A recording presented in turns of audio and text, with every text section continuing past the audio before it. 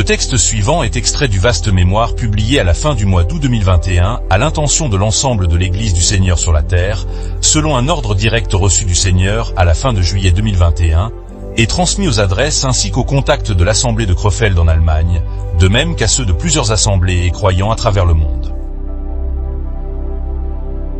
Chapitre 18, Mémoire spéciale adressée au corps universel de Christ, août 2021, par Boni Moulamba Kapongo. Lubumbashi, province du Haut-Katanga, République démocratique du Congo.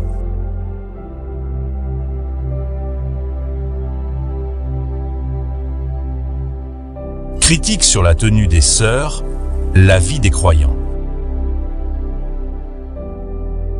Encore ici, nous abordons un point qui demeure l'objet de nombreuses critiques, tant de la part de ceux du dedans que de ceux du dehors.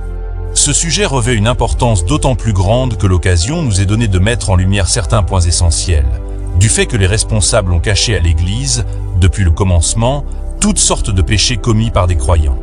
Ces choses sont précisément la cause de l'état actuel d'indifférence démesurée et d'irrévérence générale envers la parole, car les responsables, dans la poursuite de leurs intérêts charnels parmi les croyants, ont voulu les rendre intouchables. J'en viens brièvement à un témoignage particulièrement désappointant. Un jour, après la première division, alors que je rendais un service à l'un de mes clients dans son salon de coiffure, situé à l'angle des avenues Titre Foncier et Pommier, au quartier Bel Air, je fus abordé par ce jeune homme d'une trentaine d'années environ, travaillant avec quelques amis, tous évidemment des incroyants. Ces jeunes gens, ayant observé ma manière de me conduire parmi eux, s'intéressèrent plus profondément à ma foi. Ils ne cessaient de m'interroger sur divers sujets touchant les Saintes Écritures. Lorsque venaient 15 heures, les jours de culte, je cessais mon travail, leur faisant savoir qu'il était pour moi temps de me rendre à la réunion. Cela les impressionnait, et ils appréciaient grandement l'ordre et le sérieux avec lesquels je me conduisais. Un jour donc, ils décidèrent d'apprendre clairement quelle était ma position de foi et l'Église que je fréquentais. Au moment où je venais d'achever mon service et m'apprêtais à partir pour la réunion, ils me questionnèrent.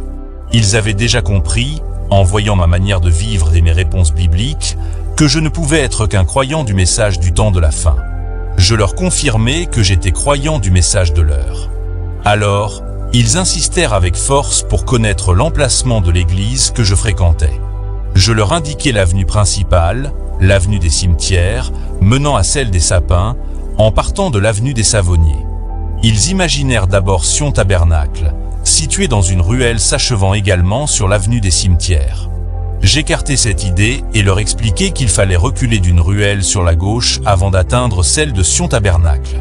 Alors l'un d'eux, stupéfait, reconnut parfaitement notre église et me demanda si c'était bien celle-là. Je lui répondis que oui. Alors, d'un ton déçu, il me dit « Mais ce n'est pas possible que cette église soit celle des croyants du message. Car nous voyons sortir de là des femmes mal habillées, en petites jupes, portant des boucles et toutes sortes de choses, contrairement à celles qui sortent de Sion Tabernacle. » Chers frères et sœurs, dès que j'entendis ce témoignage affligeant sortir de la bouche d'un jeune incroyant, j'eus aussitôt envie de disparaître sous terre. Je ne pouvais répondre pour me défendre, de peur de couvrir un mal évident, car ce qu'il disait était indéniable.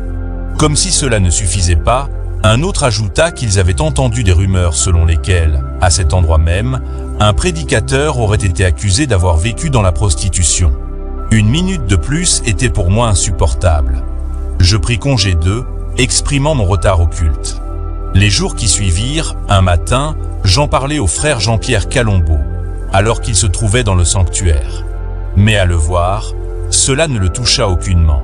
Il n'en fit même pas mention à l'église, malgré la gravité d'un tel témoignage porté contre elle.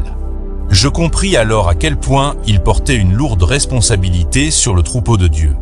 C'est une honte horrible et déshonorante jetée sur le précieux nom de notre Seigneur et sur son Église, son corps racheté à grand prix, que ce que nos sœurs offrent comme témoignage devant les incroyants, tout en se glorifiant de posséder parmi elles la vraie parole.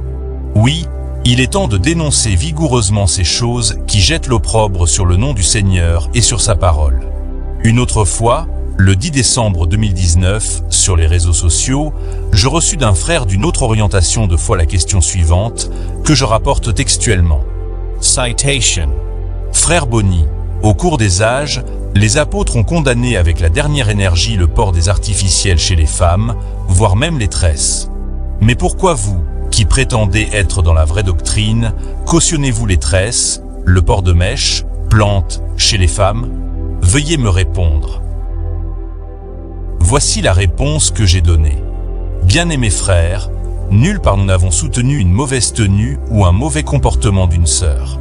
Seulement, le devoir divin de tout véritable prédicateur est de ne prêcher que la parole écrite de Dieu. Rien de ce qui n'est pas écrit dans la Bible ne doit être présenté. Voici la réponse que j'ai donnée. Bien-aimés frères, nulle part nous n'avons soutenu une mauvaise tenue ou un mauvais comportement d'une sœur.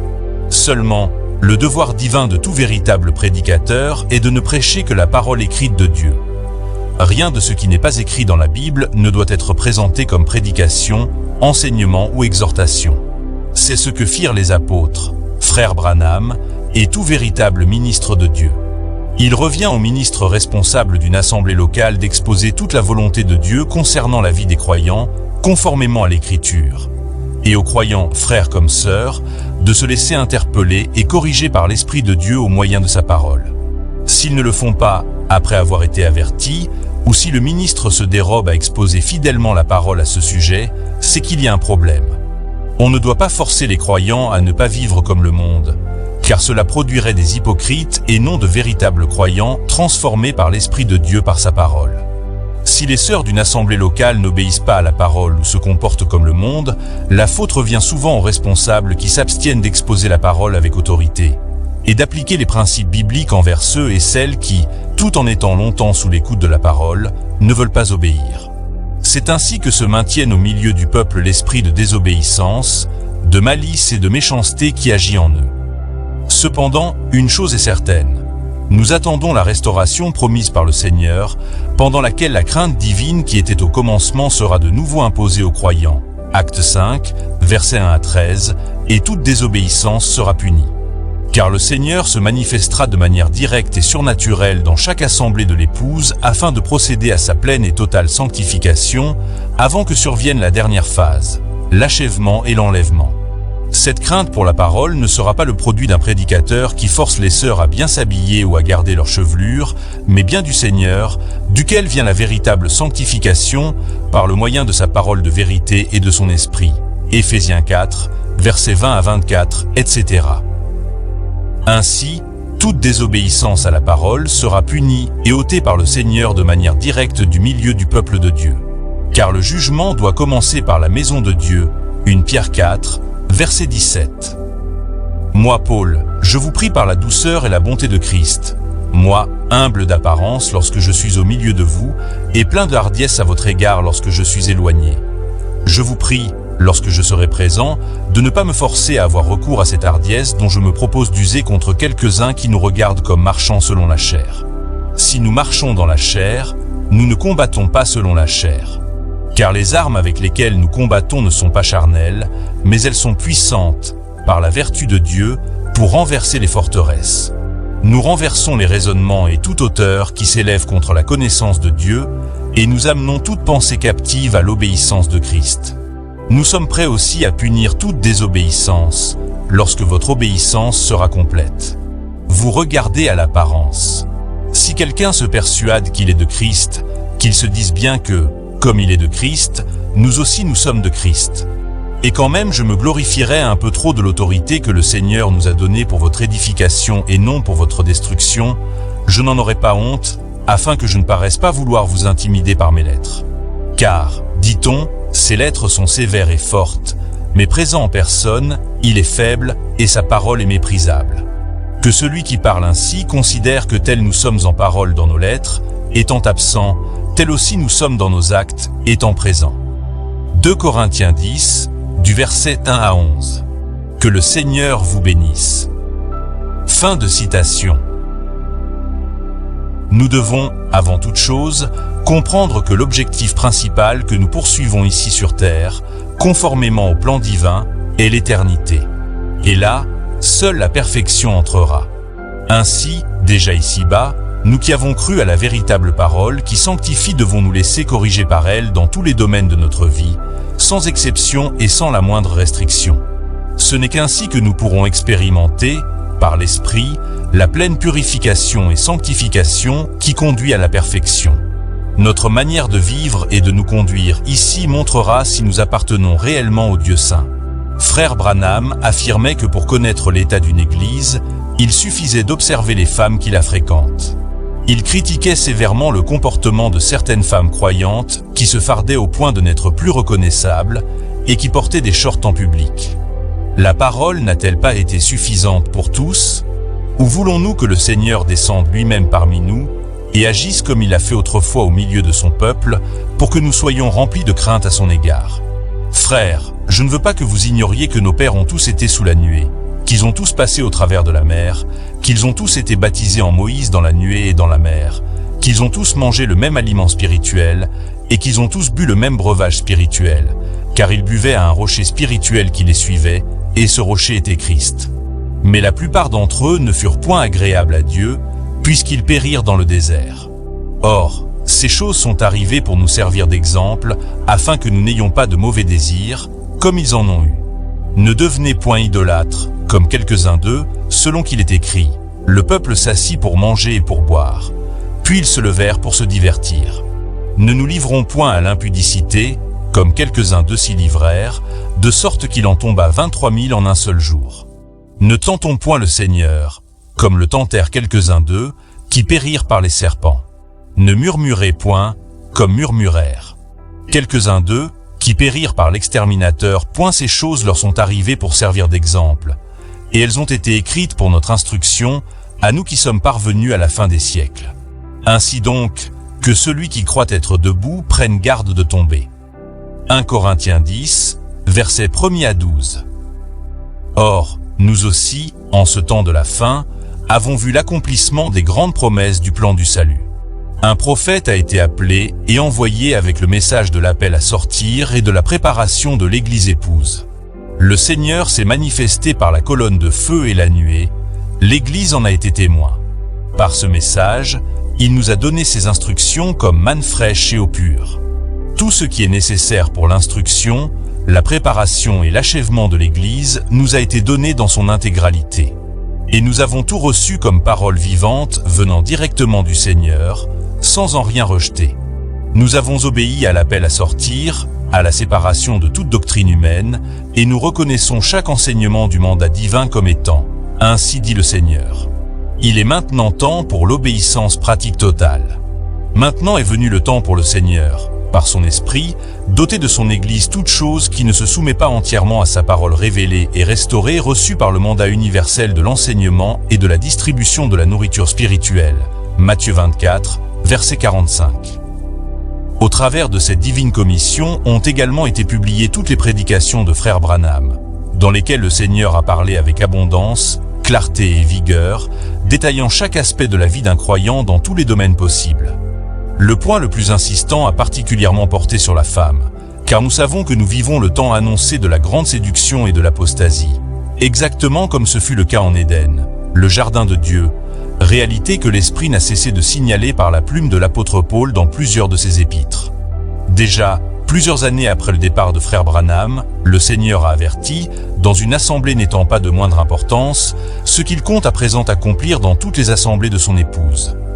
Faire revenir la crainte de sa parole par le déploiement de sa puissance, révéler chaque péché, punir toute désobéissance et toute rébellion contre sa parole, et opérer de manière manifeste la restauration de toutes choses dans son Église, par la parole révélée et restaurée que nous avons reçue.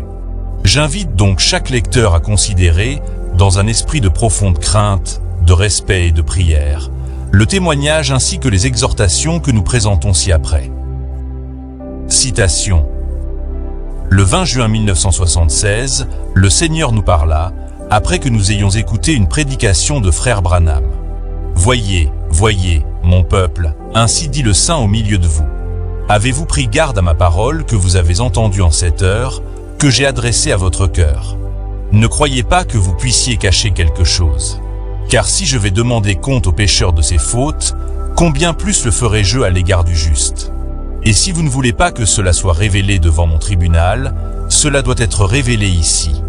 Car quelle chose mon esprit a-t-il haï dès le commencement? C'est la fornication, la prostitution et l'adultère, dit l'Esprit au milieu de vous. C'est pourquoi tout ce balai dansant de vos pensées est un regard vers le serpent qui séduit vos pensées et vos sens. Mais je demande à mon peuple la sainteté, et mon esprit vous suit dans vos pensées et dans vos œuvres. J'ai vu ce que vous avez fait, et je peux en appeler plusieurs d'entre vous individuellement, un à un, car vous n'êtes pas venus à des hommes, mais à ma lumière. Et par ma lumière pénétrante, je vois chacun de vous. Et je vous donne un exemple en ce jour, afin que la crainte vienne sur chacun, et que vous n'attendiez pas que je vous appelle par votre nom, mais que vous veniez devant ma face et vous prosterniez. Là-dessus, quelques-uns qui furent montrés auparavant en vision furent appelés par leur nom par prophétie, et ils mirent leur vie en ordre devant Dieu et devant les hommes.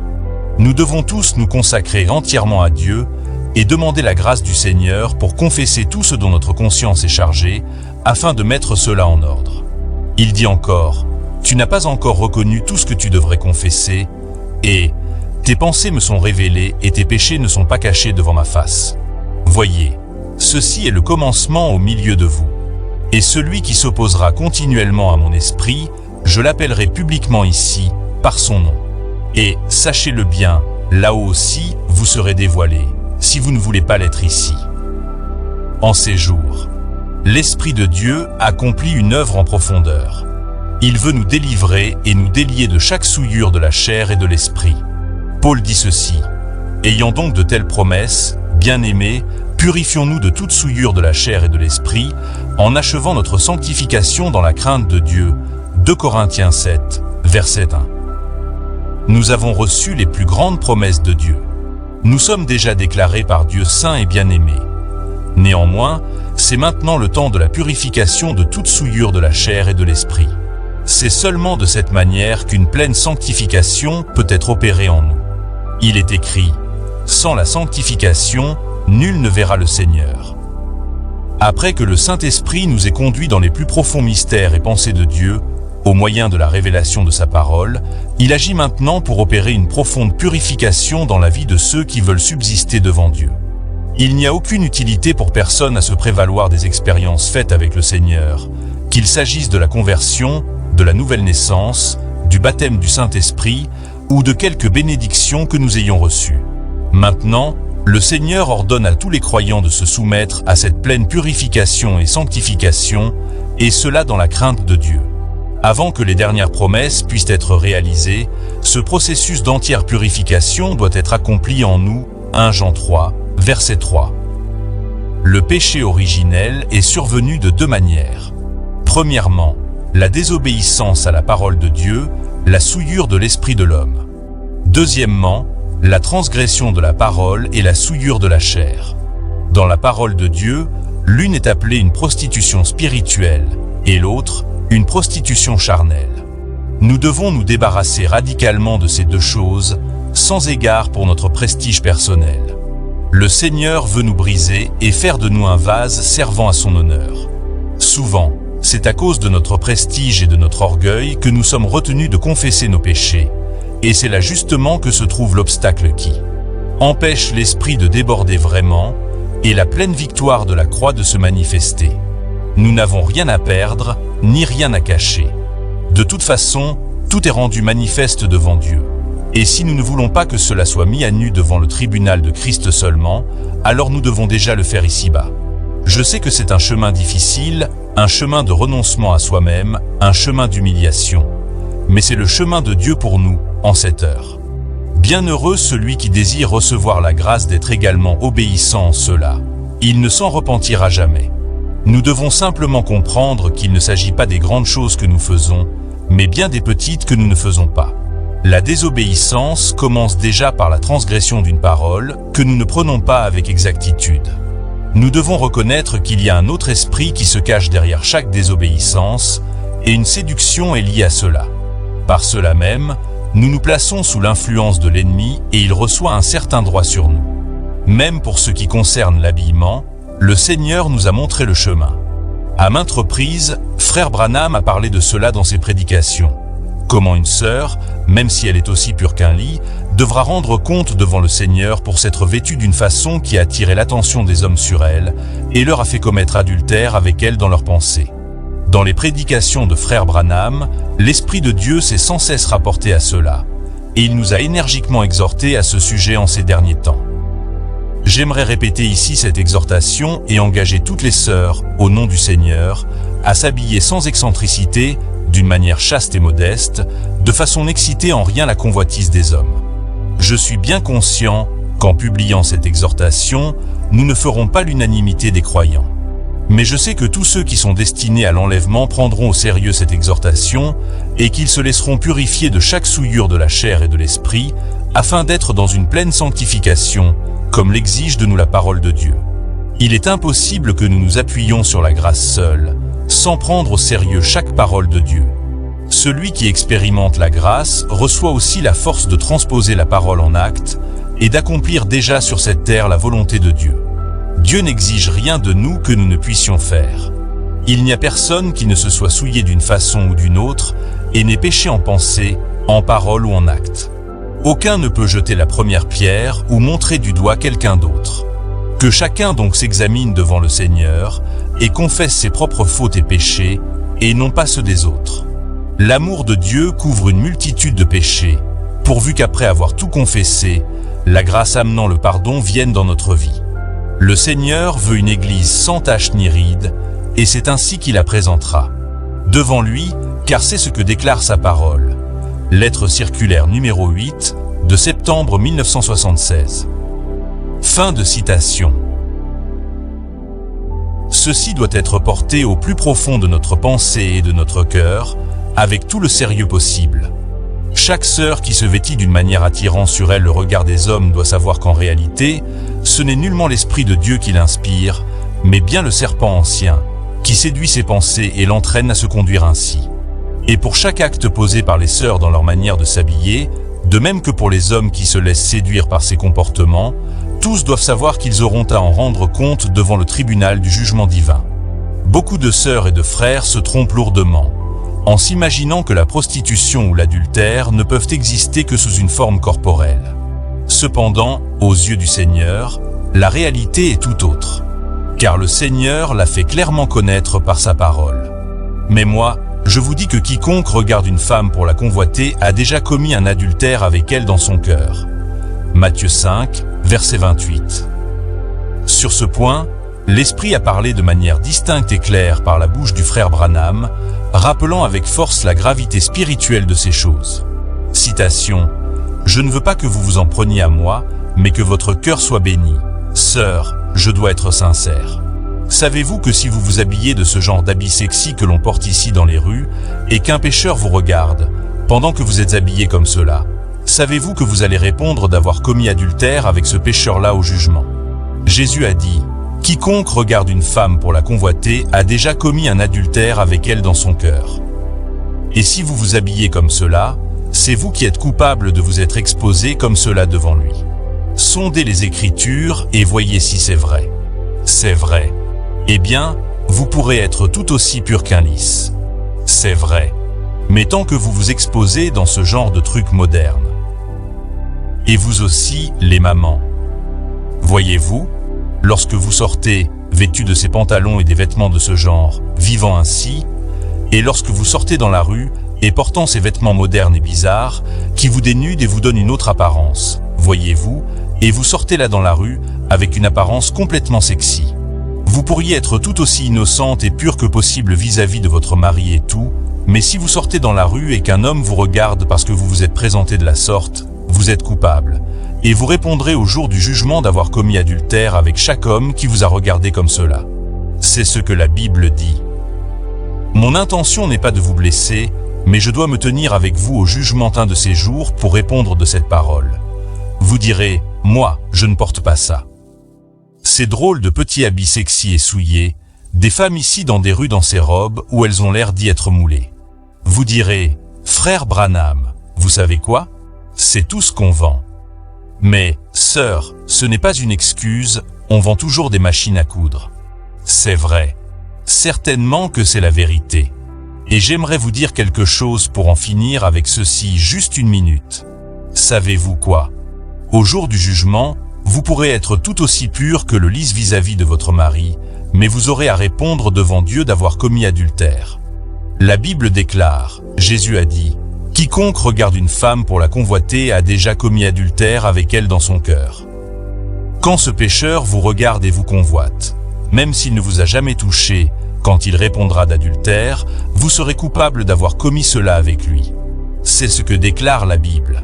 Or, vous pourrez prendre l'une de ces petites choses insignifiantes, si vous le voulez, mais c'est ce que Dieu a dit. C'est ce que Christ a dit. Donc, c'est la vérité. Oh! Que Dieu soit miséricordieux. Qu'est-ce que le glorieux Saint-Esprit doit penser en s'avançant devant le Père? Vous direz, pourquoi vous en prenez-vous à nous les femmes? D'accord, vous les hommes, en voici pour vous. Tout homme qui laissera sa femme fumer la cigarette et porter cette espèce d'habit montre de quoi il est fait. Il n'y a pas tellement d'hommes en lui. C'est tout à fait vrai. Exact. Il ne l'aime pas, sinon il prendrait une planche et la couvrirait d'ampoules avec. Vous savez que c'est la vérité. Eh bien, je ne dis pas cela pour faire le malin. Je vous dis la vérité. C'est vrai. Écoutez ceci. Elle a dit, eh bien, je vous assure, aujourd'hui, a-t-elle dit, on ne confectionne pas des habits comme cela. J'ai dit, on fabrique toujours des machines à coudre et on vend des tissus. Il n'y a pas d'excuse. Voyez-vous. Vous vous retrouverez simplement sans excuse. Écoute, laissez-moi demander. Disons juste cette seule chose. Je vais laisser la question, car c'est pour vos pasteurs. Mais juste pour vous faire savoir ce que j'en pense. Eh bien, écoutez.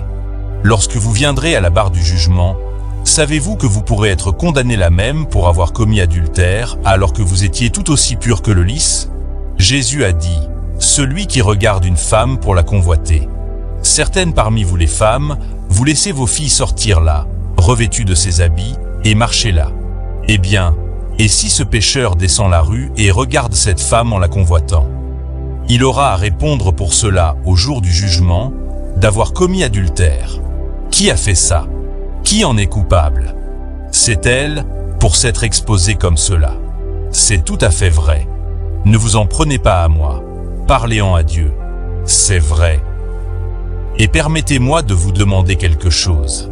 Vous rendez-vous compte de ceci, ma sœur, que si vous vous habillez comme cela, vous pouvez être pure pour votre mari. Et vous, jeune fille, vous pouvez être pure pour votre ami. Vous répondrez au jour du jugement pour avoir commis adultère? Jésus a dit, « Quiconque regarde une femme pour la convoiter a déjà commis un adultère avec elle dans son cœur. » Peu importe combien pure et décente est la vie que vous menez, si vous vous présentez comme cela devant un homme dans la rue, Dieu vous fera répondre pour avoir commis adultère. Vous vous êtes exposé là pour que ce pécheur vous regarde, vous êtes coupable d'adultère. Oh! Direz-vous, frère Branham, c'est le seul genre d'habit qu'on vend. Eh bien, on vend toujours des machines à coudre et il y a des tissus. Oh! C'est un jour terrible que celui dans lequel nous vivons. Discernez le corps du Seigneur. Dans nos églises et parmi les fidèles de nos églises aujourd'hui, c'est tellement honteux, la façon dont les femmes aussi agissent. Beaucoup d'entre elles portent des vêtements immoraux, ces petits habits courts. C'est vraiment scandaleux. Une dame m'a dit, et beaucoup m'en ont parlé, ils ont dit, « Billy, vous ferez mieux de cesser de parler de cela. » Non, non. Je devrais peut-être prêcher au poteau, mais je dirai la vérité. C'est vrai, et c'est scandaleux. Comme une dame me disait, elle a dit, « Je ne porte pas de culotte. Moi, je porte les pantalons. » J'ai dit, « C'est pire. La Bible dit que c'est une abomination devant Dieu pour une femme de porter des vêtements d'homme. » C'est la vérité. Et alors elle trouve des excuses disant qu'on ne fabrique plus d'habits à part ça. Mais on fabrique toujours des machines à coudre et on vend des tissus. Une femme qui s'habille ainsi sera coupable d'adultère au jour du jugement. Vous pouvez être aussi pur qu'une fleur de lys vis-à-vis de votre mari ou de votre ami, mais Jésus a dit, « Quiconque regarde une femme pour la convoiter a déjà commis adultère avec elle dans son cœur. » Ainsi, peut-être que vous n'avez pas fait quelque chose de faux en réalité, mais lorsque vous vous êtes habillé comme cela et que vous vous êtes présenté devant cet homme, ce dernier aura à répondre d'avoir commis adultère, et c'est vous qui en êtes responsable. Et l'Église permet cela, elle ne discerne pas le corps du Seigneur. C'est dommage. Elle se coupe les cheveux. La Bible dit qu'une femme qui se coupe les cheveux son mari a le droit de divorcer d'avec elle, parce qu'elle est infidèle. Elle déclare qu'elle déshonore son chef. Est-ce vrai? Et l'homme est le chef de la femme. Je sais que c'est dur, mais nous avons besoin du discernement. Nous avons besoin du discernement par la parole. La parole est vraie. Prenez la parole. La parole de Dieu est toujours vraie. La Bible dit, une femme qui se coupe les cheveux, son mari a le droit de divorcer d'avec. Tout à fait. Elle déshonore sa tête. C'est ce que dit la Bible. Eh bien, je ne sais pas si vous aimez cela ou pas, mais c'est ce que dit la Bible dans 1 Corinthiens. Permettez-moi de vous dire quelque chose, sœur. Vous pourrez être aussi pure que le lys aux yeux de votre mari ou de votre ami, mais au jour du jugement, vous aurez à répondre d'avoir commis adultère. Jésus a dit, « Celui qui regarde une femme pour la convoiter a déjà commis adultère avec elle. » Si ce pécheur-là l'a regardée, alors elle aura à répondre au jour du jugement. C'est vous qui vous êtes exposé à lui. Faites comme vous voulez. Oui, oui. Pourquoi une femme pieuse aimerait-elle s'habiller comme cela? Puis, vous prétendez avoir le Saint-Esprit parce que vous avez parlé en langue et que vous avez couru dans la salle. Ça, en tout cas, j'ai vu des païens le faire, des Hottentots. Le Saint-Esprit, c'est la pureté, la sainteté, pas la souillure. Certainement cet homme a dit, si vous êtes, elle croit que vous êtes un prophète. Pourquoi ne leur enseignez-vous pas comment recevoir de grands dons spirituels et comment faire des œuvres pour Dieu? Pourquoi ne leur enseignez-vous pas cela puisque vous êtes un prophète? J'ai dit, comment puis-je leur enseigner l'algèbre alors qu'elles ne veulent même pas apprendre leur ABC? Savez-vous ce que signifie ABC? Always believe Christ, toujours croire en Christ. Oui, oui. Comment allez-vous faire cela? Vous voyez, vous voulez monter là-haut plutôt que de commencer ici en bas. Dieu bâtira son Église sur la fondation de Jésus-Christ, et c'est la Bible. En dehors de cela, tous les autres terrains sont du sable mouvant. Dieu ne change pas. Sa nature ne change pas.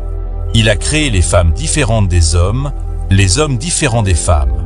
Il les a habillés différemment, et il veut qu'ils restent ainsi.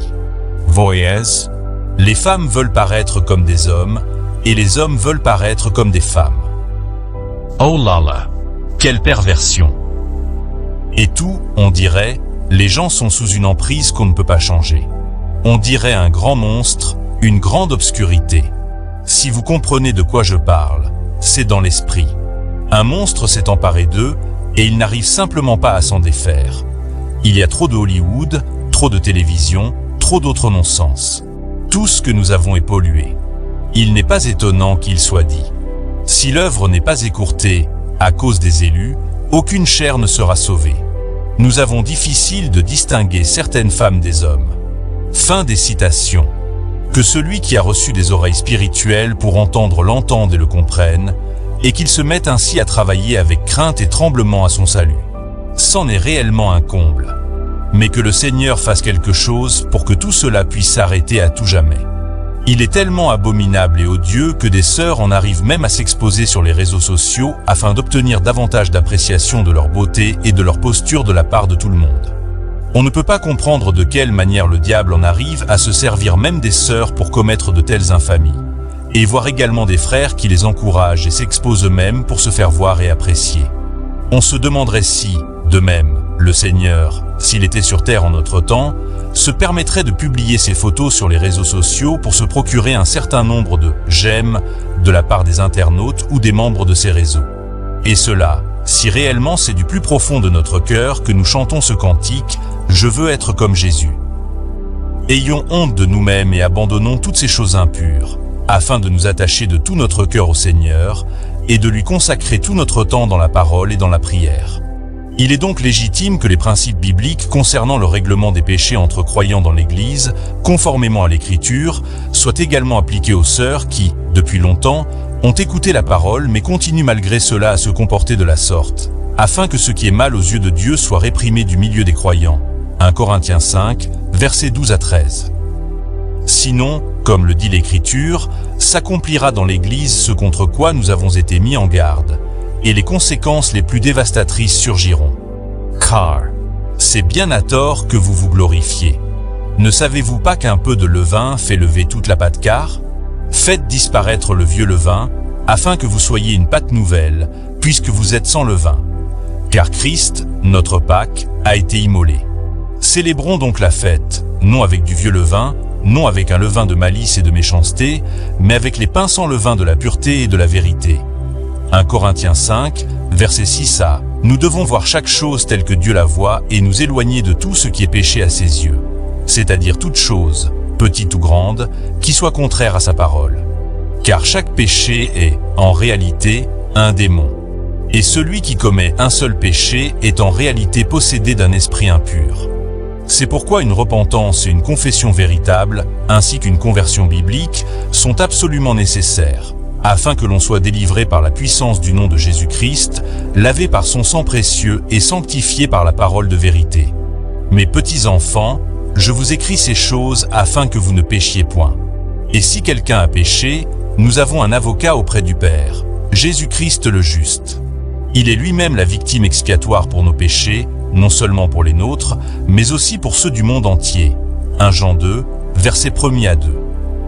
Voici donc ce que je dis et ce que je déclare dans le Seigneur. Vous ne devez plus marcher comme les païens, qui marchent selon la vanité de leurs pensées. Ils ont l'intelligence obscurcie, ils sont étrangers à la vie de Dieu, à cause de l'ignorance qui est en eux, à cause de l'endurcissement de leur cœur. Ayant perdu tout sentiment, ils se sont livrés à la dissolution pour commettre toute espèce d'impureté jointe à la cupidité. Mais vous, ce n'est pas ainsi que vous avez appris Christ, si du moins vous l'avez entendu, et si, conformément à la vérité qui est en Jésus, c'est en lui que vous avez été instruits à vous dépouiller, eu égard à votre vie passée, du vieil homme qui se corrompt par les convoitises trompeuses, à être renouvelé dans l'esprit de votre intelligence, et à revêtir l'homme nouveau, créé selon Dieu dans une justice et une sainteté que produit la vérité. Éphésiens 4, versets 17 à 24. Le sanctuaire de la maison de Dieu devient-elle un hangar où toutes sortes de profanation est tolérée sous les regards indifférents des conducteurs comme des diacres, qui ne s'intéressent qu'à transporter l'argent récolté dans leur bureau pour en faire les comptes. On ne peut en aucune manière prétendre avoir affaire à des personnes se tenant réellement en présence du Seigneur pour écouter sa parole. L'irresponsabilité des responsables et des conducteurs de l'église de Lubumbashi dépasse tout entendement. Pourtant, il est vrai que le Seigneur demeure le même, qu'il ne change jamais, et que ce qu'il a fait en son temps, il le fait encore aujourd'hui par sa parole et par son esprit parmi les croyants et dans son église, au travers des instruments qu'il a réellement choisis et établis. Jésus entra dans le temple de Dieu. Il chassa tous ceux qui vendaient et qui achetaient dans le temple. Il renversa les tables des changeurs et les sièges des vendeurs de pigeons. Et il leur dit, il est écrit, ma maison sera appelée une maison de prière. Mais vous, vous en faites une caverne de voleurs. Matthieu 21, versets 12 à 13. Citations. Ce sont les diacres qui font régner l'ordre. Et maintenant les choses se sont passées ainsi, et vous auriez pu à tout moment vous y attendre.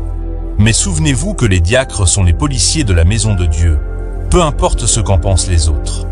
Il arrive qu'un policier n'ait pas envie d'aller arrêter quelqu'un car c'est peut-être un de ses amis, mais il est assermenté en vue de ce travail et doit le faire de toute façon. C'est son devoir envers sa ville. C'est cela le devoir d'un diacre envers l'Église. Mettez tout devant la parole et prenez quelqu'un qui soit capable d'apporter la parole. Les grillades de saucisses, c'est très bien, ainsi que tous ces pique-niques pour vous rencontrer entre amis, tout cela est bien joli et c'est ce que vous devriez faire pour distraire les enfants. Mais à cet endroit-ci, c'est la parole de Dieu. Vous pouvez griller des saucisses lorsque vous vous réunissez ou quelque chose ainsi, mais pas dans la maison de Dieu. Et vous savez bien sûr que nous ne croyons pas en ces folies, en ces parties de plaisir et tout ce qui s'ensuit. Vous êtes plus sages que cela. Les enfants sont censés connaître la discipline, ils devraient l'apprendre à la maison. Mais même s'il s'agit des miens, si mes enfants entrent ici à n'importe quel moment et se conduisent de manière désordonnée, je ne veux pas que vous me le cachiez, que ce soit Sarah, Rebecca, Joseph, Billy ou n'importe lequel. Dites-le moi et je m'en occuperai. S'ils ne savent pas se tenir, alors ils resteront en dehors de l'église jusqu'à ce qu'ils apprennent à se tenir. Ceci n'est pas une arène, c'est la maison de Dieu. Ce n'est pas un endroit pour jouer, faire de la planche à roulettes, écrire des billets, rire et faire des sottises. C'est la maison de Dieu et on doit s'y conduire pieusement. Vous venez ici pour adorer, non pour vous rencontrer. Ceci n'est pas un endroit pour pique-niquer ni un lieu de rencontre, c'est le lieu où le Saint-Esprit nous rend visite. Écoutons ce qu'il a à nous dire, ne nous écoutons pas les uns les autres. Nous ne venons pas ici pour fraterniser les uns avec les autres. Nous venons ici pour avoir communion avec Christ. C'est la maison de l'adoration. Et les enfants doivent être disciplinés. Que cela se sache. Si les parents de ces enfants n'écoutent pas ce que disent les diacres, alors ce sont les parents eux-mêmes qui devraient être corrigés. Nous avons parlé aux parents au sujet de leurs enfants et ils ne veulent pas s'en occuper. S'ils sont membres de cette église, vous devriez alors prendre 2 ou 3 personnes avec vous et appeler les parents pour une réunion privée dans l'un des bureaux. Peu importe de qui il s'agit, ce peut être moi ou frère Neville ou Billy Paul et son petit garçon, ou frère Collins et un de ses enfants, ou n'importe qui d'autre parmi nous. Nous nous aimons tous, mais nous sommes redevables à Dieu et à sa parole. Que ce soit Doc ou peu importe qui c'est, nous devons le dire l'un à l'autre et être honnêtes l'un envers l'autre. Comment Dieu peut-il avoir affaire avec nous si nous ne sommes pas honnêtes l'un envers l'autre? Comment pourrons-nous être honnêtes avec lui? Vous voyez, ceci est un ordre. Nous devons garder la maison de Dieu. Et les diacres sont censés savoir comment faire cela. Vous voyez? Et c'est la raison pour laquelle je vous dis maintenant de garder ces choses bien gravées en vous. Si vous le dites aux parents et qu'ils n'écoutent pas, prenez alors avec vous un autre diacre ou un des administrateurs ou quelques bonnes personnes de l'église. Appelez votre conseil des diacres, réunissez tous vos diacres et dites « Les enfants de frère Jones, de frère Henderson et de frère Jackson, ou de n'importe qui, se conduisent mal. Nous le leur avons dit 2 ou 3 fois et ils ne veulent pas écouter. » Puis faites venir frère Jones ou qui que ce soit et dites « Frère Jones, nous vous aimons, vous faites partie de nous, vous êtes l'un des nôtres. Nous vous avons fait venir pour passer cette bande et écouter ce que frère Branham a dit à ce sujet. Vous voyez?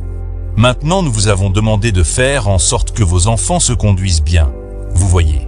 S'ils ne se conduisent pas bien et que vous n'arriviez pas à les faire bien se conduire dans l'église, confiez-les à quelqu'un pendant que vous venez à l'église jusqu'à ce qu'ils apprennent à bien se tenir dans la maison de Dieu. Vous voyez? Mais ceci est un ordre, cela doit être mis en pratique. Vous voyez? Jésus avait aussi une bonne nature, mais lorsque venait le temps de dire les choses, il les disait. Il est écrit que la maison de mon Père est une maison de prière, mais vous en avez fait une caverne de voleurs. Vous voyez? Il savait quand il devait parler et quand il ne le devait pas. C'est ce que nous devons faire. Vous voyez? Il n'y eut jamais personne comme Jésus. Il était Dieu. Et souvenez-vous qu'il est même relaté qu'il fut diacre dans l'église et qu'il les chassa. Il tressa plusieurs cordes ensemble et n'attendit pas gentiment qu'ils sortent, mais il les frappa pour les faire sortir de la maison de Dieu. Il remplissait la fonction de diacre. Il était un exemple pour vous les diacres. Vous voyez? Il était votre exemple. Il est écrit que la maison de mon Père a été faite pour être une maison de prière. Maintenant souvenez-vous qu'à cette occasion Jésus fut un diacre. Vous savez que Jésus joua le rôle d'un diacre point lorsqu'il en arriva au rôle d'un pasteur. Que dit-il? Vous pharisiens aveugles, conducteurs d'aveugles. Vous voyez, il joua alors le rôle d'un pasteur. Et lorsqu'il leur disait ce qui allait arriver, il jouait le rôle d'un prophète. Vous voyez? Et lorsqu'ils demandèrent que le tribut soit payé, il joua le rôle d'un administrateur. Pierre, descends et jette l'hameçon dans la rivière, et le premier poisson que tu attraperas aura une pièce dans la bouche. Payez vos dettes, c'est juste, payez-les. Il a aussi dit, rendez à César ce qui est à César et à Dieu ce qui est à Dieu. Il était à la fois pasteur, prophète, administrateur et diacre. Il l'était certainement. Ainsi vous voyez ce qu'il faisait. Qu'il soit votre exemple ici dans cette maison, au Branham Tabernacle. Que tout l'honorez dans cette maison, chaque fonction, chaque poste, afin qu'il n'y ait pas de réclamation possible. Qu'il y ait de la douceur, de la gentillesse, de l'amabilité, mais en restant dans la ligne. Que chaque homme soit à son poste, vous voyez. C'est de cette manière qu'il le veut, il n'a jamais mâché ses mots. Lorsque venait le temps de le dire, il appelait les choses par leur nom, c'est ce qu'il faisait. Lorsque c'était le temps de montrer de la gentillesse, alors il montrait de la gentillesse. Il était doux, bon, compréhensif mais rigoureux et, avec lui, tout était parfaitement au point. Il fit cela pour vous être en exemple. C'est ce que le Saint-Esprit vient de me donner.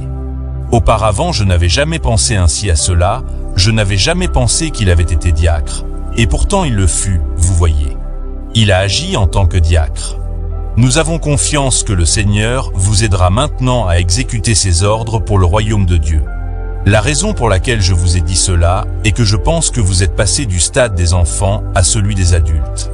Lorsque vous étiez enfant, vous parliez comme des enfants et compreniez comme des enfants. Mais maintenant vous êtes des hommes. Ainsi agissez comme des adultes dans la maison de Dieu en vous conduisant de la bonne manière et en honorant nos tâches et tout service. Chaque don que Dieu nous a donné, plaçons-le dans l'ordre et honorons Dieu par nos dons et par nos fonctions. L'ordre dans l'Église, Church Order, 26 décembre 1963, soir Branham Tabernacle Jeffersonville, Indiana, U.SA. L'autre chose est la suivante. Qu'est-ce qui est convenable aux jeunes gens quand ils viennent écouter la parole de Dieu et quand ils sortent de l'Église? Nous sommes cernés non seulement d'en haut, mais aussi de gauche et de droite et de toutes parts. Pendant les jours où les frères étaient ici, j'ai dû subir les reproches qui m'ont été faits de ceux que 19 jeunes gens parmi nous, toutefois pas d'ici, se sont comportés d'une manière peu convenable, même en cet endroit. Ce n'est pas facile pour nous, comprenez-nous, notre chère jeunesse. Vous êtes la génération que Dieu a aussi appelée et aimée tout comme nous, ou comme la prochaine.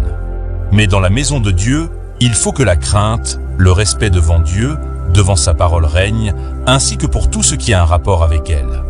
On ne peut pas, après le culte, aller dans la rue pour échanger des paroles insensées l'un avec l'autre ou se comporter de la sorte. Cela n'est pas convenable. Quand vous voyez les gens sortir d'un culte, sans tenir compte d'où ils en sortent presque silencieux, parce qu'ils ont reçu la parole, et ils la repassent en eux-mêmes et la méditent. C'est irresponsable et inadmissible de permettre que des choses inconvenables soient propagées en cet endroit. Ce n'est pas acceptable pour des croyants, et encore moins pour des gens qui veulent être enlevés et aspirent à servir Dieu et à se tenir à ses côtés. Il y a le temps, le lieu et la place pour toute chose. Mais cet endroit est là uniquement pour écouter la parole de Dieu. On doit y venir et repartir sans éclat de rire. Si des jeunes ont des choses à se dire, il y a pour cela assez de temps à titre privé pour parler, si cela est vraiment nécessaire, afin de faire ou de dire quelque chose. Mais posez-vous avant tout la question, si des gens nous voient, comment vous sortez, et la rue devient une place de bavardage, que penseront-ils? Pensez-vous qu'ils viendront une fois écouter la parole de Dieu dans cette salle? Non, nous devons tout simplement nous juger nous-mêmes, et implorer Dieu de tout notre cœur pour qu'il nous aide dans ce sens. Pourtant, vous le savez bien, nous sommes les derniers à vouloir imposer un fardeau à quelqu'un que nous n'aurions pas porté nous-mêmes ou que nous ne porterions pas. Mais je crois que le temps est réellement venu, que nous soyons jeunes ou âgés, où nous devons faire attention à ne choquer ou ne scandaliser personne, mais à être une bénédiction par la grâce de Dieu. Et c'est pour cette raison que nous ne voulons pas que ce qui est dit ici maintenant soit compris ou interprété comme un reproche, mais simplement comme venant du Seigneur, qui nous aime et qui veut nous corriger. Nous avons suffisamment de possibilités où les jeunes peuvent utiliser leur talent, ce que Dieu leur a donné, que ce soit en chantant ou en jouant un instrument dans la pureté et la sainteté devant Dieu.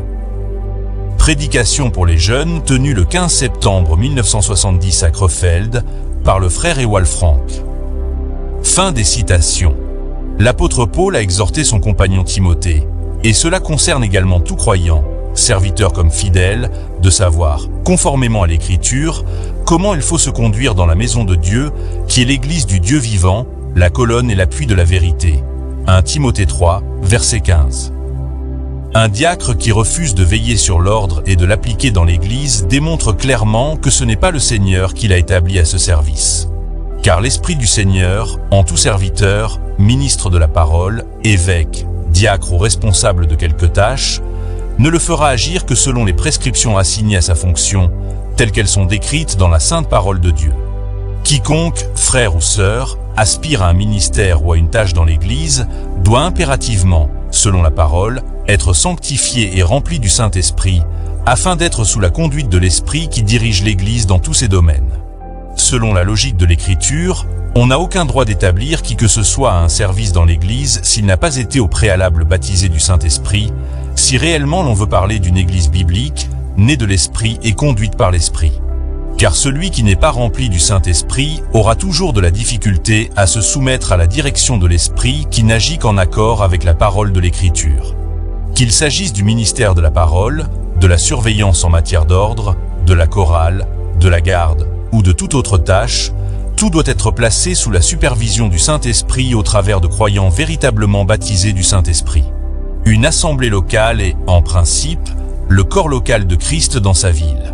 Des conducteurs, comme plusieurs membres de la chorale, il est rapporté des témoignages honteux et ignobles. Les responsables le savent, mais les laissent simplement poursuivre leur service. Ces péchés, non réprimés publiquement, ont mené la communauté à l'état lamentable qu'elle connaît aujourd'hui. Impudicité parmi les croyants, hypocrisie, actes divers de méchanceté et des conflits parfois insolubles. Quant à la vie d'un croyant, il en va de même. Toute son existence doit être soumise à la conduite de l'Esprit dans tous les domaines, afin que la volonté de Dieu soit accomplie. Tout doit répondre scrupuleusement aux exigences de la parole, sans aucune exception. La vie du croyant se déploie strictement à l'intérieur des limites de la parole et au sein de l'Église de Christ. Le croyant doit savoir qu'en principe, il n'a aucun droit personnel sur sa propre vie. Il ne peut y imposer aucune décision de lui-même, si ce n'est celle qui découle de la parole. Même son corps ne lui appartient pas, pour qu'il le livre à quelque convoitise passionnée. En tant que membre appartenant au Seigneur, nous devons lui abandonner tout ce qui nous concerne, car tout est à lui, nos biens, notre temps, notre argent et toutes choses. Nous devons laisser sa parole et sa volonté gouverner totalement chaque domaine de notre existence, impliquant chacun des membres de notre corps.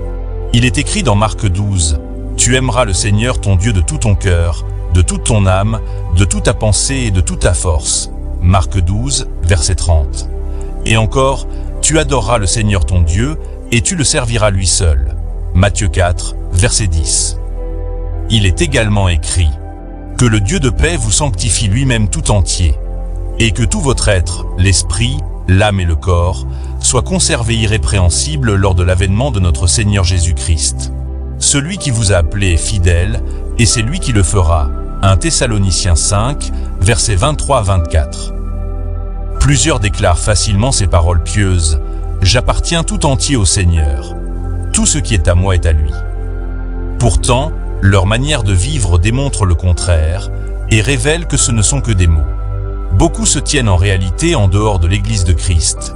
Et pour leur vie, leur temps, leur dîme, ils décident eux-mêmes de tout. Devenus indépendants, ils resteront aussi dehors lorsqu'ils se rendront compte, trop tard, qu'ils ne sont pas enlevés avec l'épouse de Christ. Il est indispensable que chacun fasse réellement une expérience avec Dieu par un renouvellement profond de sa vie, et qu'il ne se contente pas de mettre un morceau neuf sur un vieux vêtement, tout en demeurant le même à l'intérieur. Chaque jour, chaque heure, chaque minute, chaque seconde et chaque tierce de temps doivent être entièrement mis à la disposition du Seigneur. Nous ne devons pas utiliser selon notre propre gré le temps qu'il nous accorde, alors que plusieurs n'ont plus eu la grâce de poursuivre leur vie sur la terre, le Seigneur ayant retiré leur souffle, sans qu'ils aient eu l'occasion de le connaître ou de l'expérimenter. Beaucoup de croyants gaspillent le temps du Seigneur, oubliant que chacun devra rendre compte de la manière dont il a usé de tout ce que le Seigneur lui a accordé.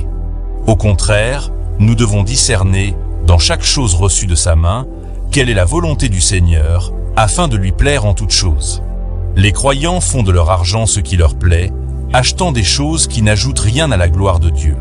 Pour ma part, j'aimerais mieux ne rien posséder du tout et demeurer continuellement en esprit avec le Seigneur et sa parole, plutôt que de posséder une seule chose qui m'en éloignerait et absorberait le temps que je devrais lui consacrer dans l'écoute de sa parole, la méditation et la prière.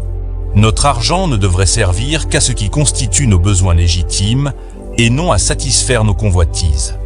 Beaucoup se procurent avec leur argent des choses futiles, alors qu'ils devraient servir à l'œuvre de Dieu et à secourir les enfants de Dieu dans le besoin, comme le recommande l'Écriture, Ésaïe 58, verset 7, Galates 2, verset 10. Autrement, on l'emploierait à satisfaire ses désirs au détriment de son âme, laquelle a été rachetée à un grand prix. À quoi servirait-il d'acheter une télévision, une radio, une voiture ou autre chose, si ces objets n'apportent que le monde dans notre maison et dans notre vie, chassant Christ et sa parole, au lieu de nous unir davantage à lui? Il est donc plus que nécessaire qu'en toute chose, nous nous posions sincèrement ces questions avant d'agir. Quel avantage mon Seigneur tirerait-il de ceci? Que dit l'Écriture à ce sujet? Le travail n'a de valeur pour nous que s'il nous procure la nourriture, le vêtement, et ce dont nous avons besoin pour servir le Seigneur dans la paix. La nourriture et le vêtement n'ont de signification pour nous que s'il nous donne la force, la vie et l'honneur nécessaires pour ne servir que le Seigneur et sa parole dans tous les domaines, afin de lui plaire en toutes choses. Selon qu'il est écrit, « Christ est ma vie, et la mort m'est un gain. » Philippiens chapitre 1er, verset 21. Le temps donné par le Seigneur, qui devrait être utilisé pour le servir, est gaspillé dans des programmes futiles. Télévision, films, théâtre, musique mondaine, football. Toutes ces choses sont charnelles et ne servent en rien à l'édification en Christ. Au contraire, elles attristent et chassent l'esprit de Christ qui habite en nous. Nous devrions avoir honte de nous-mêmes et nous demander sincèrement, quelle part le Seigneur retire-t-il de toutes ces choses? Citations. Et c'est exactement le cas aujourd'hui. Elle a été séduite par la télévision, par les magazines, par ces gens, par toutes ces choses séduisantes que l'on voit dans la rue. Les magazines captivent nos jeunes filles modernes. Les photos, ce qu'elles voient dans la rue, elles voient l'habillement dans les magasins. Combien Satan, ce grand instrument de l'enfer, qui est descendu parmi les gens, les a séduites par ces choses. Et la femme croit que tout va bien pour elle. Elle est morte et elle ne le sait pas. Elle est loin de Dieu. Vous voyez comment elle a perdu tout cela et de quelle façon subtile. C'est vrai, nous avons commencé à suivre la mode juste comme le monde, à faire exactement les mêmes choses que le monde. C'est arrivé à cause de trop d'évangélisation à la Hollywood et trop de télévision. Rester à la maison le soir pour suivre la télévision au lieu d'aller à la réunion de prière. Regardant « Nous aimons Lucie » et toutes ces histoires. Et vous restez loin de la parole de Dieu et loin de l'Église. Et je vous assure, c'est cela la raison. Vous savez que c'est la vérité. Que Dieu nous aide aujourd'hui à revenir à l'expérience, à l'ancienne mode du baptême du Saint-Esprit. Mais maintenant, qu'en serait-il si cette femme se marie et fait tous ses vœux et tout, et devient le mari de cet homme, et qu'elle soit l'héritière de tout ce qu'il possède, et ainsi de suite, mais que finalement elle mène une vie déréglée, qu'elle s'affole, qu'elle se mette à courir après d'autres hommes. Non seulement ça, mais qu'elle partage son amour avec d'autres. Malgré toutes les promesses qu'un homme et sa femme se sont faites, si par la suite la femme sort et se met à partager sa vie avec d'autres, son amour et toute son affection avec d'autres personnes. C'est ce que font beaucoup de soi-disant chrétiens. Vous partagez votre amour avec le monde, vous vous divertissez, vous dansez, vous jouez à l'argent, et vous restez à la maison pour regarder la télévision, au lieu d'aller à la réunion de prière. Toutes sortes de mondanités qui ont pris la place de l'amour de Dieu dans le cœur de l'Église. Elle s'est affolée. Elle mène une vie déréglée. Elle a couru après d'autres hommes. Elle partage son amour. Elle prend sa dîme qu'elle devrait donner à l'Église et la dépense à d'autres choses là dans le monde. Au lieu d'aimer Dieu comme elle le devrait, et de vivre pour Dieu, et d'aimer venir à l'Église, il vous faut pratiquement la persuader à venir. Ne soyez pas ballottés par n'importe quoi. Ne soyez pas ballottés par ce que vous voyez à la télévision. Eh bien, certains chrétiens restent aujourd'hui à la maison le mercredi soir pour voir la télévision. Vous savez que c'est vrai. Eh bien, vous savez que c'est la porte de tout Hollywood là-bas. Et si le Saint-Esprit est en vous, il se nourrit de la parole de Dieu, et non de la télévision et des magazines histoires vécues et des livres d'amour. Vous qui vous dites chrétien, c'est vous qui y êtes plongé. Que se passe-t-il? C'est la raison pour laquelle les gens restent à la maison, collent la tête à la télévision au lieu de la Bible. Je ne suis pas contre la télévision. Si elle est utilisée pour le programme de Dieu, c'est très bien. C'était le premier moyen de Dieu, qui a créé les ondes et ainsi de suite. Mais le diable a simplement pris cela et l'a perverti. C'est tout ce qu'il en était. Arrêtez de regarder la télévision. Arrêtez de regarder aux choses du monde. Nous n'avons pas de télévision. Il n'y en aura pas une dans ma maison, jamais. Mais, si vous en voulez, c'est votre affaire. Mais Dieu m'a dit de ne pas en avoir. Fin des citations. Que ce soit de même dans la famille, dans le couple ou même au travail, chacun voudra faire ce que bon lui semble. Comment, par exemple, la volonté divine pourra-t-elle s'accomplir dans une famille croyante où les parents laissent à leurs enfants la liberté de posséder leur propre argent et de l'utiliser selon leur bon plaisir? Chacun voudra s'acheter tout ce que lui inspirera son cœur, accomplir sa propre volonté, alors que le Père, qui est selon la parole de Dieu établi comme chef, chargé de diriger et de maintenir toute sa maison dans l'obéissance et la soumission à l'Écriture, les laisse pourtant agir comme bon leur semble. Puis, le soir venu, ils se contentent de prier Dieu avec toute la maison, répétant sans discernement ces pieuses paroles. Que ta volonté soit faite. Les jeunes sœurs ne devraient-elles pas, au contraire, demeurer auprès de leur mère pour l'assister dans les tâches du ménage, comme le recommande la parole de Dieu? Mais non, elles aspirent désormais à une indépendance précoce et veulent posséder leur propre argent afin de réaliser leur propre volonté, déjà sous le toit paternel. Elles veulent entrer dans des bureaux, occuper des postes de commandement au-dessus de l'homme, diriger, alors même que le Seigneur n'a jamais attribué à la femme une telle nature ni une telle vocation.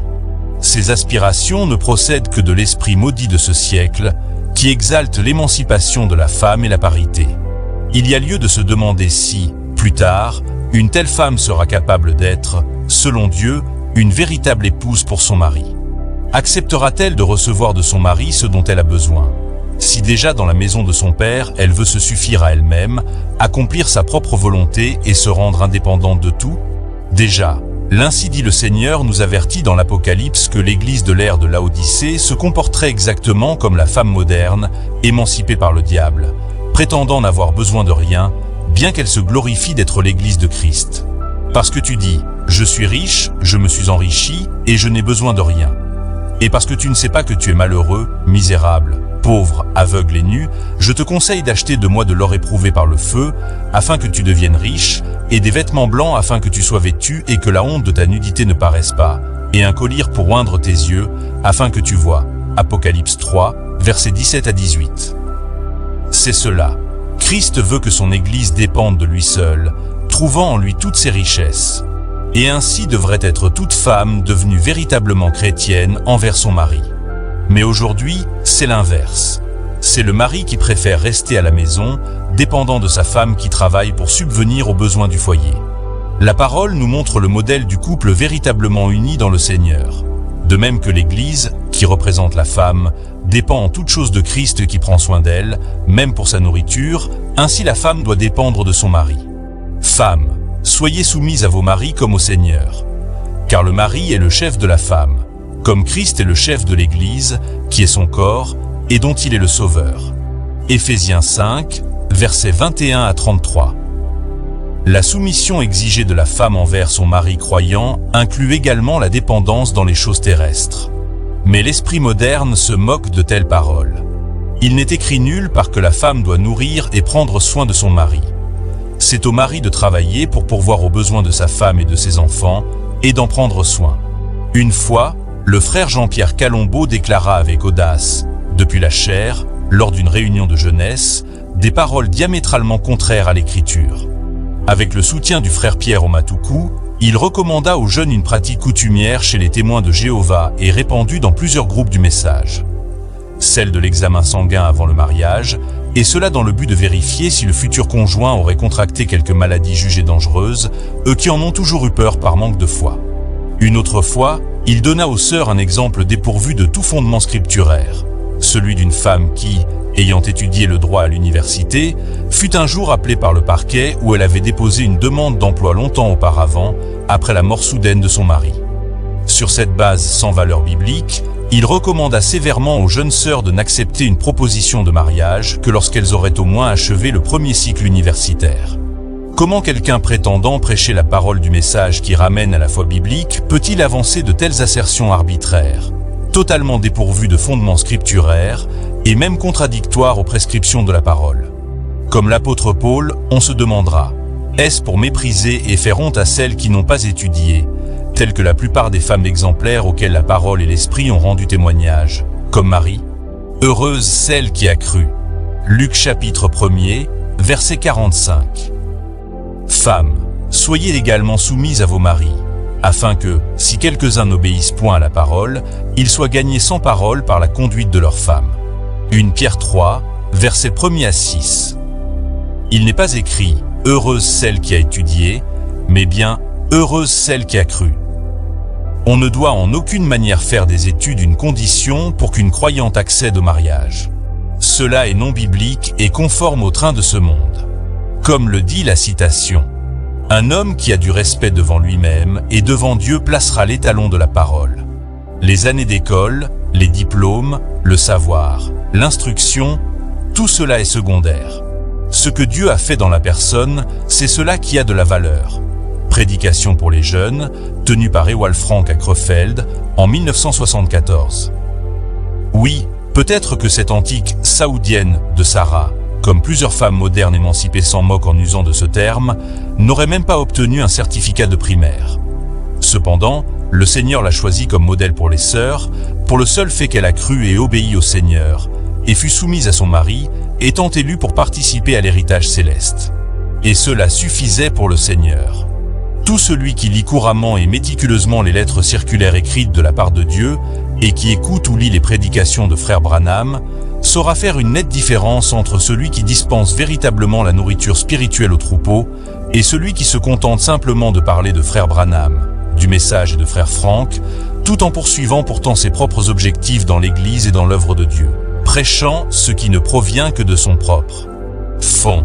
Nous pouvons remarquer tant dans le premier que dans le second cas que les assertions évoquées par le prédicateur ne sont que des inventions de toutes pièces et ne sauraient être légitimées par aucune écriture.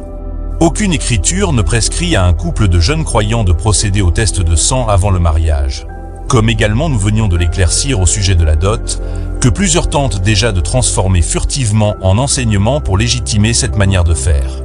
Ce ne sont ni les hôpitaux, ni les institutions humaines qui constituent les conditions préalables par lesquelles Dieu unirait ses véritables croyants, mais seule sa parole, par son esprit, qui demeure pour lui la seule condition légitime.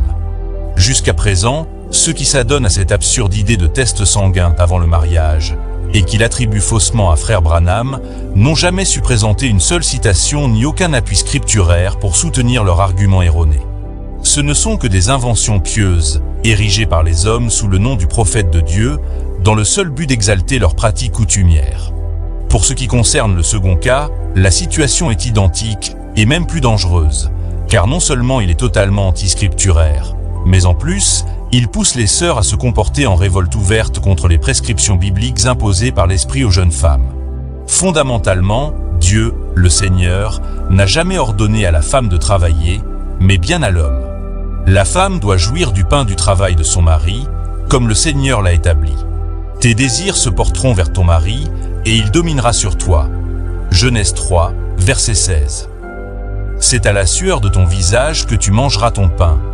Genèse 3, verset 19.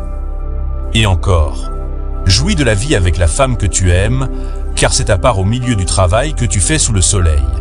Ecclésiaste 9, verset 9. Chacun doit donc rester parfaitement dans la part que le Seigneur lui a assignée.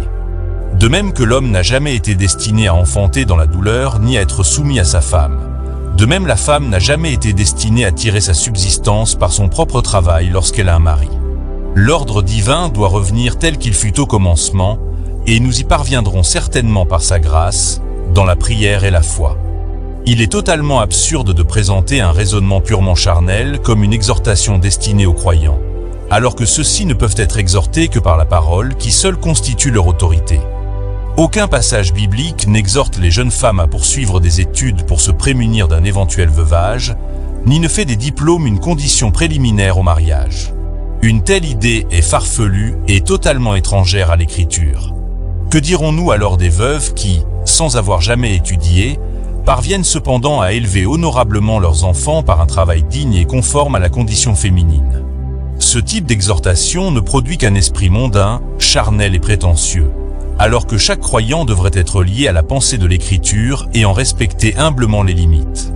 La charge assignée à la femme, selon la volonté divine, est qu'elle mette au monde des enfants, qu'elle les élève dans les voies du Seigneur, qu'elle soit l'aide de son mari à la maison, qu'elle s'occupe des soins domestiques et qu'elle soit une mère digne d'être louée par son mari et ses enfants pour sa vie de foi et ses services. Proverbe 31, versets 10 à 31. Dieu a déterminé la place qui convient à la jeune femme mariée lorsqu'il exprime sa volonté en ces termes. Apprendre aux jeunes femmes à aimer leur mari et leurs enfants, à être retenues, chastes, occupées aux soins domestiques, bonnes, soumises à leur mari, afin que la parole de Dieu ne soit pas blasphémée. Tite 2, versets 3 à 5. Lorsque la femme abandonne la place de femme et d'aide que Dieu lui a assignée, celle de mère, d'éducatrice et de gardienne du foyer, pour aller travailler comme l'homme, elle se retrouve en ce moment précis en révolte directe contre Dieu et sa parole, et n'en récoltera que les conséquences. Citations. On a pris nos femmes et on les a déshabillées. Et elles sont là-bas dans les bureaux, au volant des taxis, et partout dans la rue, alors qu'elles devraient être à la maison, devant la cuisinière, à faire la cuisine et à apprêter les dîners. Qu'est-ce ? C'est le diable. L'invasion est en cours. Je ne dis rien au sujet de tel individu ou de tel autre individu. Je dis que ce sont des esprits impurs qui prennent possession des gens, qui les plongent carrément dedans. J'avais prédit que les femmes deviendraient sans cesse immorales et que la nation continuerait à tomber, et qu'on s'accrocherait sans cesse à la mer ou à quelque chose qui ressemble à une mer, jusqu'à ce qu'une femme devienne une idole. Et d'ici peu, l'Amérique sera dirigée par une femme. Notez cela et voyez si ce n'est pas vrai. Une femme occupera les fonctions de président ou quelque chose comme cela, de haute fonction, très haute fonction en Amérique. Je dis ceci avec respect, mesdames. Dès qu'une femme quitte la cuisine, elle n'est plus à sa place. C'est vrai, c'est à sa place. En dehors de cela, elle n'a pas de place. Et maintenant, je ne suis pas dur à leur égard, mais je ne fais que dire la vérité et répéter la Bible. Autrefois, c'est l'homme qui était le chef de la maison, mais c'était du temps de la Bible. Il ne l'est plus, il est devenu une marionnette, ou le garde-bébé ou quelque chose comme cela. Non, les femmes veulent prendre soin d'un chien, pratiquer le contrôle des naissances, se promener avec un vieux petit chien dans les bras tout le temps, pour avoir la possibilité de courir toute la nuit. Je ne parle pas d'une mère. Que Dieu la bénisse. C'est ce qui maintient cette nation aujourd'hui à mi-chemin, c'est une véritable bonne mère, sauvée de Dieu et sacrée. C'est vrai. Mais la honte, c'est de voir comment nos femmes sont avilies. J'ai une coupure d'un journal. Je l'avais découpé après cette petite dernière guerre mondiale, la deuxième. Il y était écrit « Où est partie la moralité des femmes américaines ?» pour qu'après 6 mois de séjour outre-mer, 4 soldats sur 5 aient divorcé de leurs femmes qui ont épousé d'autres hommes. Elles n'ont même pas pu attendre que leur mari revienne d'outre-mer, des soldats qui mouraient là, au champ de bataille. Une personne qui fait une telle chose n'est pas digne d'être appelée une mère, de ce nom sacré. Non, elle ne l'est pas. J'ai donc toujours été taxé de misogyne, mais je ne le suis pas. Je pense qu'une femme est une merveilleuse chose, et une mère surtout. Mais elle devrait être à leur place et non pas prendre la place de l'homme, ni prendre la place de Dieu. Mettez la femme là derrière, à la cuisine, où se trouve sa juste place, alors toutes choses iront très bien. Mais si vous la mettez là dans le service public, c'en est fini d'elle. Je me demande si vous, les femmes, vous êtes disposées à laisser pousser vos cheveux. Je me demande si vous, les hommes, vous avez assez de courage pour leur en parler. Vous êtes censé être la tête de la maison, elle, le cou.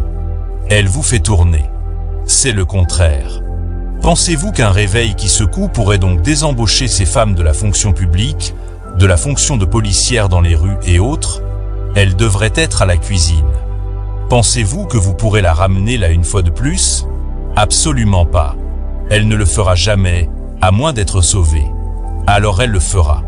Vous n'aurez pas à lui dire quoi que ce soit à ce sujet. Elle trouvera sa place. Le Saint-Esprit la conduira à sa place. Mais vous direz, c'est le Saint-Esprit qui me conduit. À quelque chose de contraire à la parole, n'appelez pas cela le Saint-Esprit. Il n'y a rien que Dieu ait pu donner à l'homme qui soit plus doux que la femme, une vraie femme. Mais dès qu'elle va au-delà de cela, elle est en dehors. C'est exact. Dieu n'a jamais destiné les femmes à travailler à aucun de ces postes, ni à faire ce genre de choses. Elles doivent avoir des enfants et élever leurs enfants. Elles sont toutes de petits prédicateurs, chacune d'elles, mais elles exercent leur ministère pastoral à la maison, avec leurs enfants, en élevant leurs enfants. Et aussi, nous trouvons que des foyers, ce qui est la colonne vertébrale de la nation et de l'Église, nous trouvons des foyers brisés. Des tribunaux de divorce débordent des affaires de divorce. La délinquance juvénile, des mères qui abandonnent leurs petits-enfants aux baby-cités et s'en vont au travail ou ailleurs, alors que leurs maris ont de bons emplois, mais elles ne sont certainement pas satisfaites d'être mères et de rester à la maison. Elles ne sont pas satisfaites de s'habiller comme des dames. Elles veulent s'habiller comme des hommes. Les hommes veulent paraître comme des femmes. Et juste, on dirait qu'il y a quelque chose qui cloche quelque part. Et les gens cherchent quelque chose, mais ils n'arrivent pas à le trouver. C'est une situation pitoyable où se trouver. Les femmes ne veulent pas rester à la maison. Elles ne veulent pas prendre soin de leur famille. Elles engagent des gardiennes d'enfants et sortent pour aller à une fête quelque part. Il s'ensuit la délinquance juvénile et toutes sortes de choses. Laissez-moi vous dire ceci. Je crois que si j'étais une femme et que je sache que mon mari est en bonne santé, qu'il a un bon emploi, qu'il travaille, je crois que ce serait un grand plaisir pour moi de rester à la maison pour prendre soin de mes enfants et de les élever, et d'aimer le Seigneur. Et si j'avais du temps libre après la lessive et des choses que je devrais faire, je pense que j'apprendrais à mes enfants à servir le Seigneur. Aucun homme ayant du bon sens ne voudra que sa femme se retrouve parmi une bande, là où il y a une bande d'hommes vulgaires, grossiers et tout le reste. Mais si la femme est obligée de s'y retrouver, je pense qu'elle devrait. Son mari devrait être sûr qu'elle est une véritable chrétienne en qui on peut avoir confiance, une femme digne de confiance. Or, je suis certainement contre les femmes qui travaillent dans ces bureaux où tous ces hommes d'affaires se conduisent mal et leur racontent des plaisanteries grossières. Et qu'une femme respectable et correcte soit assise là, au milieu de tous ces propos obscènes et vulgaires, je suis contre cela. Je pense que vous devriez quitter un tel milieu. Fin des citations. Nous vivons textuellement un temps semblable à celui où le Seigneur visita Abraham et mangea avec lui, Genèse 18, alors que la plus grande promesse attendue devait s'accomplir. Le Seigneur lui-même vint en chair apporter ce message à Abraham, et le signe messianique fut manifesté sur Sarah, sur laquelle devait s'accomplir la promesse de recevoir le fils promis, lorsque les pensées secrètes de son cœur furent dévoilées. Alors ils lui dirent, « Où est Sarah, ta femme ?» Il répondit, « Elle est là, dans la tente. » L'un d'eux dit, « Je reviendrai vers toi à cette même époque, et voici, Sarah, ta femme, aura un fils. » Sarah écoutait à l'entrée de la tente, qui était derrière lui. Abraham et Sarah étaient vieux, avancés en âge, et Sarah ne pouvait plus espérer avoir des enfants. Elle rit en elle-même, en disant, « Maintenant que je suis vieille, aurais-je encore des désirs ? Mon Seigneur aussi est vieux. » L'Éternel dit à Abraham, « Pourquoi donc Sarah a-t-elle ri, en disant, « Est-ce que vraiment j'aurai un enfant, moi qui suis vieille ? Y a-t-il rien qui soit étonnant de la part de l'Éternel ? Au temps fixé, je reviendrai vers toi, à cette même époque, et Sarah aura un fils. » Sarah mentit, en disant, « Je n'ai pas ri, car elle eut peur. » Mais il dit, « Au contraire, tu as ri. » Genèse 18, versets 9 à 15. Après cela, le Seigneur révéla en particulier à Abraham son dessein, et par la suite vint le jugement sur Sodome et Gomorrhe. Ces choses se sont textuellement reproduites dans le ministère de notre frère Branham, par lequel l'Église de Christ reçut le message prophétique promis pour l'enlèvement de l'Église épouse, en tant que fils mâle qui doit être enfanté par la puissante action de l'Esprit, Apocalypse 12, verset 5, et auquel le signe messianique fut de nouveau manifesté. Au temps où le Seigneur visita en personne Abraham et sa femme Sarah, temps auquel, conformément à l'Écriture et dans la perspective prophétique, est rendu semblable notre propre génération. Le Seigneur trouva Sarah à la place que Dieu a assignée à toute véritable femme croyante, de sorte qu'Abraham, son mari, fit primer ses services en faveur des honorables visiteurs, qui n'étaient autres que le Seigneur lui-même accompagné de ses deux anges. Abraham alla promptement dans sa tente vers Sarah, et il dit, « Vite, 3 mesures de fleurs de farine, pétris et fait des gâteaux. » Il prit encore de la crème et du lait, avec le veau qu'on avait apprêté, et il les mit devant eux. Il se tint lui-même à leur côté, sous l'arbre. Et ils mangèrent. Alors ils lui dirent, « Où est Sarah, ta femme ?» Il répondit, « Elle est là, dans la tente. » Genèse 18, versets 6 à 9. L'Esprit parlerait-il en vain, ou pour le simple plaisir, par la bouche de frère Branham, lorsqu'il enjoint à la femme croyante de reconnaître et d'occuper la place qui lui revient dans la tente de son mari? Ou peut-être que ce siècle d'émancipation aurait rendu ces paroles cavalières, antiques ou saoudiennes aux yeux de notre génération. C'est pourtant bien aux sœurs qu'il a été ordonné d'avoir en Christ Sarah comme modèle et d'être ses filles par la foi. Accepteront-elles joyeusement d'être retrouvées à la place qui leur est assignée, comme ce fut le cas de Sarah lors du retour du Seigneur? Ou auront-elles une multitude de raisons personnelles à faire valoir pour se justifier? Quant à celles qui ont perdu leur mari, c'est-à-dire les jeunes veuves, l'Écriture ne leur ordonne pas d'aller chercher du travail, bien qu'elles ne s'y opposent pas directement. Si cela arrive, ce n'est que par la volonté permissive de Dieu. Car le Dieu immuable, dans sa parfaite volonté, demeure constant dans son dessein. La femme doit dépendre en toute chose de son mari, comme l'Église dépend de son Seigneur. C'est pourquoi il prend plaisir à les voir dans leur place et leur donne l'ordre suivant. Je veux donc que les jeunes se marient, qu'elles aient des enfants, qu'elles dirigent leur maison, qu'elles ne donnent à l'adversaire aucune occasion de médire. 1 Timothy 5, verse 14. Voilà la parfaite volonté divine qui devrait encore aujourd'hui être publiquement proclamée en chair, avec autorité et amour. Il n'est nullement ordonné aux jeunes veuves d'étudier pour obtenir un diplôme, d'exercer une profession afin d'introduire une demande d'emploi, encore moins de se trouver célibataire au milieu d'hommes incrédules et pécheurs. Ce type d'exhortation, qui paraît très raisonnable aux oreilles humaines, procède pourtant d'inspiration démoniaque, car il s'oppose diamétralement à la volonté divine dictée par l'Esprit aux femmes, par la plume des apôtres. Il est donc bibliquement légitime qu'une jeune veuve prie pour recevoir un mari qui prendra soin d'elle et de ses enfants. La volonté divine ne peut être pratiquée que par la grâce, reçue au moyen de la foi et de la prière, si vraiment nous désirons l'accomplir de tout notre cœur. C'est alors que s'accomplissent les paroles suivantes. Aucune tentation ne vous est survenue qui n'ait été humaine. Et Dieu, qui est fidèle, ne permettra pas que vous soyez tentés au-delà de vos forces. Mais avec la tentation, il préparera aussi le moyen d'en sortir, afin que vous puissiez la supporter. 1 Corinthians 10, verse 13. Plusieurs sœurs avancent de vains arguments sur ce sujet, arguments qui peuvent sembler en ordre aux yeux de l'homme, mais devant le Seigneur, ils ne sont qu'une ignoble rébellion contre sa parole. La femme doit donc reconnaître sa place et se soumettre aux exigences divines qui lui sont imposées.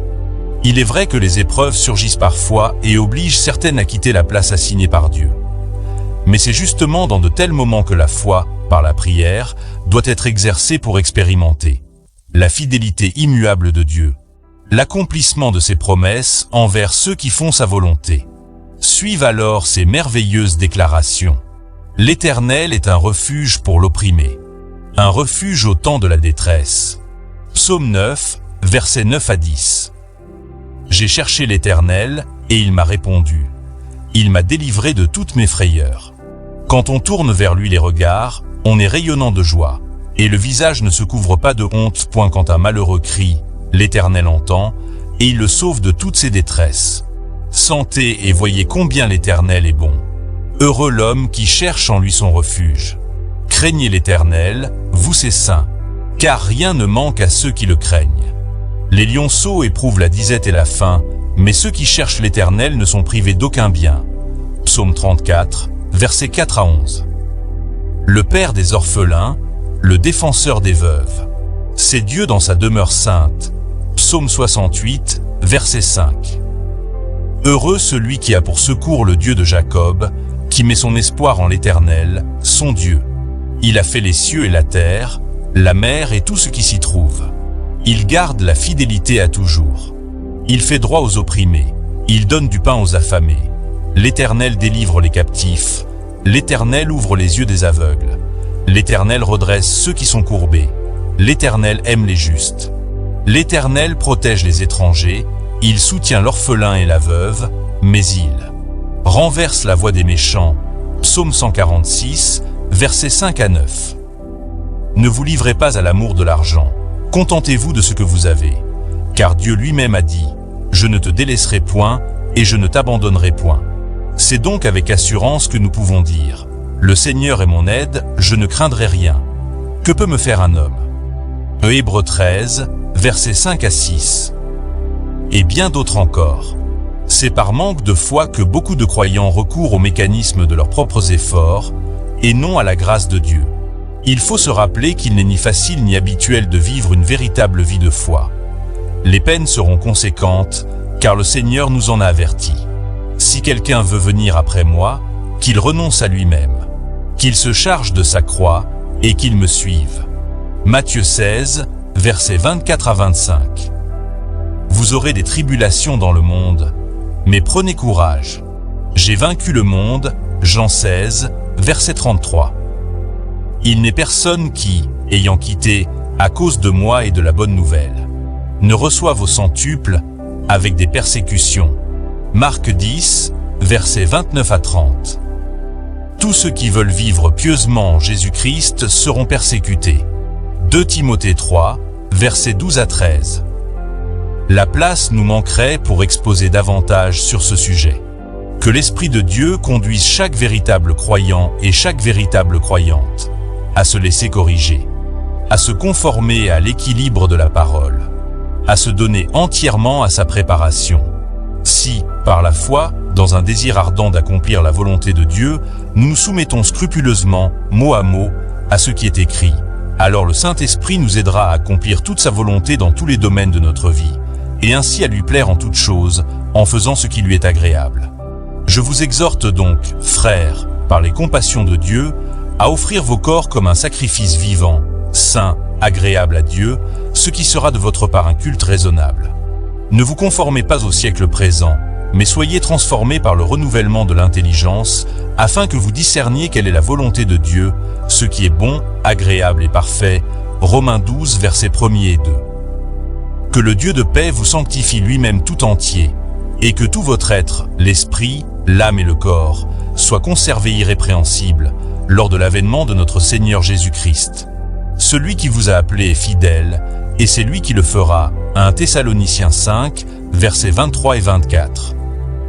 Que le Dieu de paix, qui a ramené d'entre les morts le grand pasteur des brebis, par le sang d'une alliance éternelle, notre Seigneur Jésus, vous rende capable de toute bonne œuvre pour l'accomplissement de sa volonté, et fasse en vous ce qui lui est agréable, par Jésus-Christ, auquel soit la gloire au siècle des siècles. Amen.